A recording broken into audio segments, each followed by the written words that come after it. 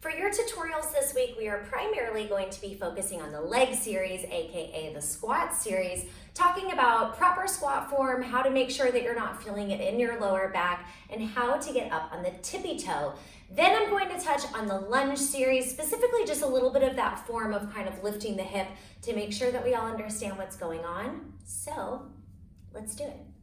First thing I want to do is talk about proper squat form, and I want to run through some of the common mistakes that people make when doing a squat. So, wrong position number one is letting the knees come forward and the chest stay really tall. So the squat may look something like this. Now, the problem with this is that my knees are shooting forward out here in front of my toes. What this is going to cause is a big crease down here in the ankle, which can cause ankle pain. And then because my knees are so far forward, this can also cause knee pain.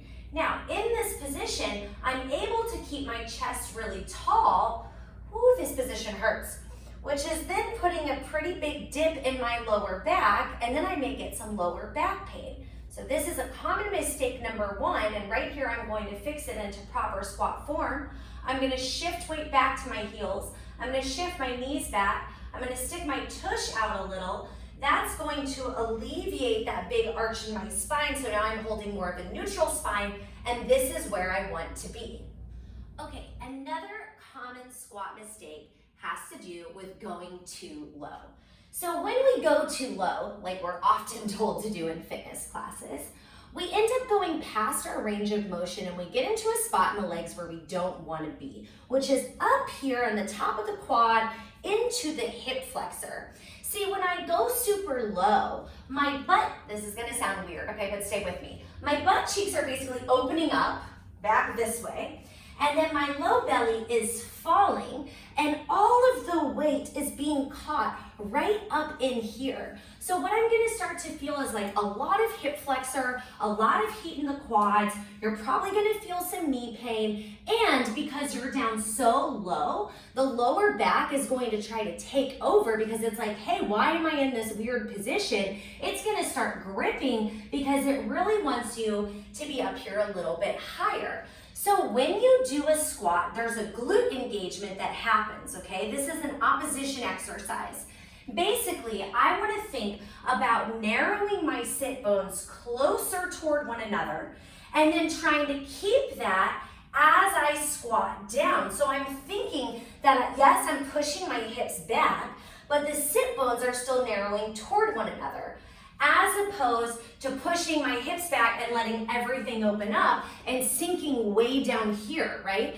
At this moment, I'm letting my weight fall, and I want to keep the low belly pulled in, sit bones narrowed, so I keep my weight in my heels and in the underside of my legs.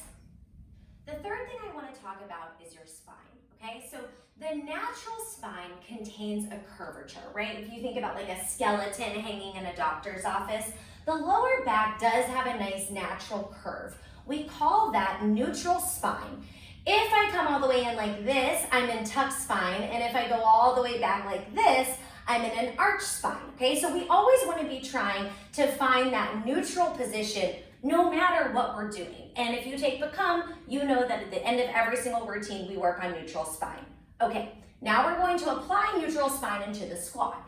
So you get down in your squat, and sometimes people try to go like this, too tucked, or they try to go like this, too arched, okay? So as you start to learn what does neutral spine feel like standing, which is gonna take a minute to get the hang of, you should kind of play between these two positions. So if you're down in your squat, you're not going too low, the weight is in your heels, you're narrowing your sit bones together, and you start to feel lower back pain, maybe you do some adjusting. Maybe you tuck a little bit. Does that feel better or does it feel worse? Maybe you arch a little bit. Does that feel better or does it feel worse? And then you're gonna work to find where is that middle point where I'm not overextending or moving into a ton of flexion. I'm keeping the belly engaged. This is where we want to be, and I highly recommend standing in front of a mirror to try to find this form. Okay, let's keep going. Now, if you are flat flat-footed, okay? So you don't have a really great natural arch, flat feet are a problem for you. It is very, very likely that when you do a squat, your knees are going to buckle slightly inward. And there's also a chance that it may happen more on one leg than the other. Now this makes sense if you think about it. If you don't have a good arch support happening here on the inside of your foot, then it's going to fall more to the floor, which is going to cause the knee to turn inward. And this will automatically give you knee pain, specifically in the area called the meniscus, which is like right in here, okay? So what you have to do is think that as you lower down, you are almost flaring your knees open. Let me say that again. When you lower down, you are almost flaring your knees open, okay? You may have to think about putting more weight to the outside edges of the feet. Don't sickle your feet like this though. But if you have that flat foot, you may have to think that you're holding more weight on the outside of the feet so that you keep the knees open more. Inner thigh work will help this position, okay? So anytime you work the inner thigh, that's gonna help strengthen you more to be able to hold those knees flared open without getting the rolling inward. Next, I wanna talk about squat mechanics, and yes, I do have tongs in my hands because this is actually a good representation of the joints in the body. So the beauty of tongs here, right? This is my connecting point, much like my hip joint or my knee joint, right? And then these are the two levers that move opposite, okay? So when we do a squat, the first thing that we do is hinge here from our hip point, okay? So I would shift back a little bit like so. My chest comes a little bit forward, my butt goes a little bit back.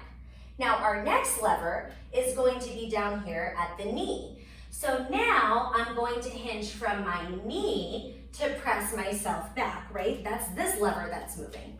So a squat in slow motion is technically first a hinge from the hip. Now, I don't let my chest drop any lower than this. Everything stays the same. Now I'm going to hinge from my knee.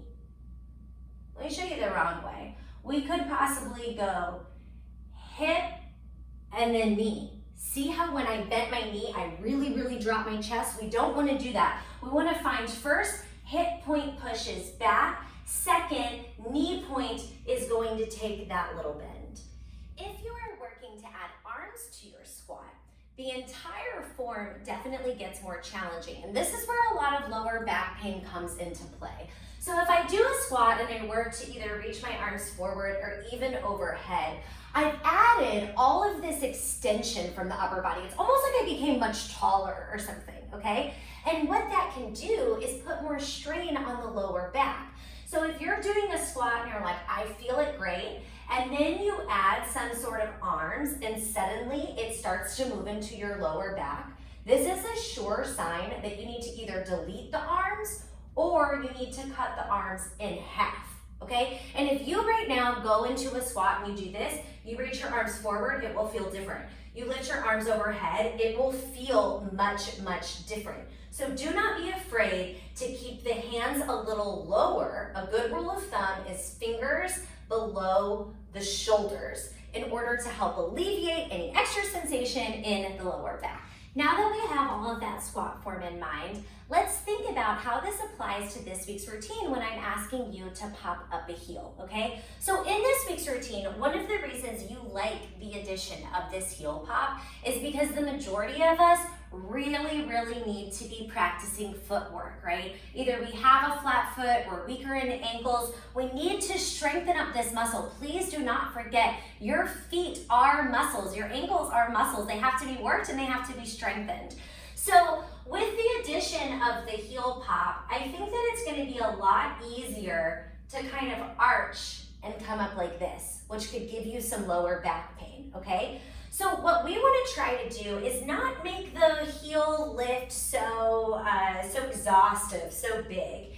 Instead, simply think about keeping that good squat form, then finding weight on the ball of the foot. So you're going to let your toes spread out so that the ball of the foot really gets to anchor. And then can you all see down here at my foot here? Okay. You don't have to pop all the way up to this. You don't have to go that high. Simply a little lift of the heel will be plenty to give you the work that you need here. And when you lift the heel, nothing about the rest of the squat form changes. And that's the main thing that you're gonna have to watch out for. So it could be helpful to simply practice the squat that we just learned, then see what it's like to take a weight to the ball of the foot to find that little lift without any of the rest of the form changing. In the lunge series this week, I'm giving you some tips on how to stay out of the hip of the working leg. So the working leg in this series is the leg that I'm balancing on. And one of the most common things that happen when we balance on one foot is we sink into the hip like this. Do you see that? Okay. Now when I sink into this hip, watch my hip bones. If I sink into this hip drops, yeah? So one of the things that we're thinking about doing this week is lifting this hip up. And the lift of this hip not only pulls us out of this leg, it also gives us the space to work our other leg around and back.